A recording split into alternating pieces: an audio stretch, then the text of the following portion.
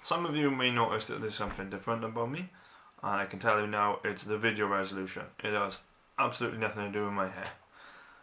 Right, so I would like to talk about my DNA results. So I did a video about my DNA results and what they came out as, but since then Ancestry has done an update and my results are quite a bit different. So it has left me a bit confused and a bit annoyed, to be honest. So after that, I've done some more research into my family history, and I've also downloaded my data DNA file from Ancestry and plugged it into MyHeritage. Now, I would like to talk about my results. I've also tested my parents as well, so I'll share those with you, although I will not disclose their names.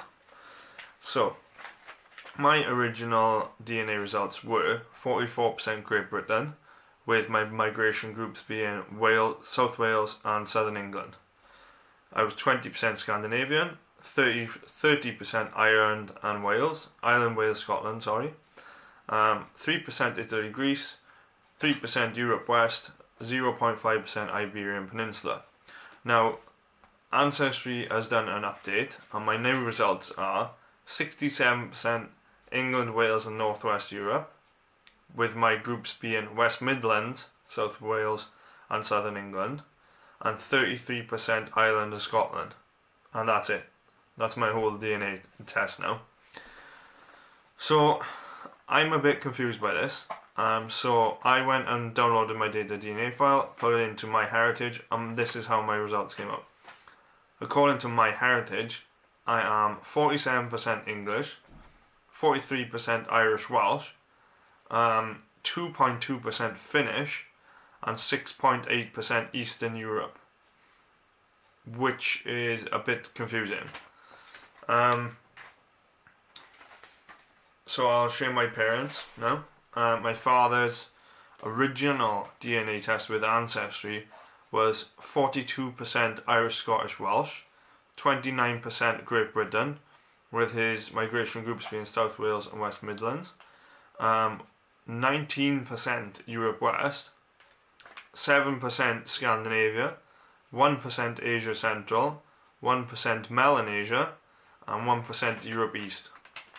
Now my father's Ancestry DNA results, strangely enough, have updated and are exactly the same as my own, with his being 67% England, Wales, North West Europe, but his main migration group being South Wales, and then his other two West Midlands and Southern England, and 33% Irish and Welsh. It's a bit confusing. So I put his DNA file into MyHeritage also, and his DNA came up as 60% English, 34% Irish Welsh, 2.8% Scandinavian, 2% Baltic, and 0.8 Middle East, which is quite a bit different to the original and the updated Ancestry. So my mother's original Ancestry DNA test came out as 51% Great Britain, with her main group being West Midlands and then South Wales and Devon and Cornwall. Devon and Cornwall I did not inherit, strangely enough. 29% Ireland, Wales and Scotland, 14% Scandinavian, 2% Finland, Northwest Russia, 1% European Jewish, 1% Iberian Peninsula, and 1% Europe South.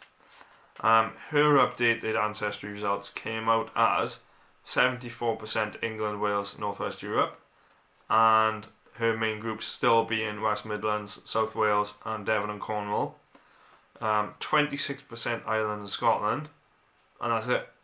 Nothing else.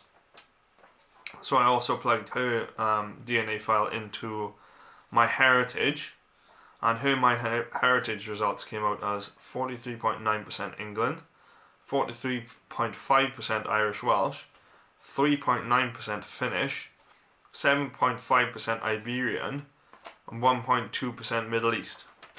So again, a little bit confusing. I have made a short list here of the similarities. Now, this is where it gets confusing for me, is each of the DNA tests, they group things slightly differently and word them slightly differently. So for example, the original wording for Great Britain has changed on Ancestry. Now, it used to be, if I remember correctly, they used to classify England as an amalgamation, like a mongrel group of loads of invading peoples over different centuries. But that has changed to Great Britain now. Excuse me. So the similarities I want to talk about. So my original test, these are similarities between the original Ancestry test and the MyHeritage test, and then I'll talk about the wording again afterwards. So my original Ancestry test was 44% Great Britain, and MyHeritage classified me as 47% English. Now the interesting thing there is that, like I originally said, Ancestry, if I remember correctly, originally worded England as a mongrel group of invading tribes and peoples over different time. Now, MyHeritage still words that as England, but Ancestry now words that as Great Britain. I may be getting this wrong slightly, but definitely with MyHeritage, they class the English group as like a mix of original British Islanders, who the Beaker people probably, who were here before the Celts, and then the Celts added into that, and then the Germanic Saxons and Jutes added into that, and then the Vikings added into that, as well as the Romans a bit before that. So that's how they classify England. And then my next similarity was with Ancestry. I was originally 30% Irish Welsh, and with MyHeritage I am 43% Irish Welsh.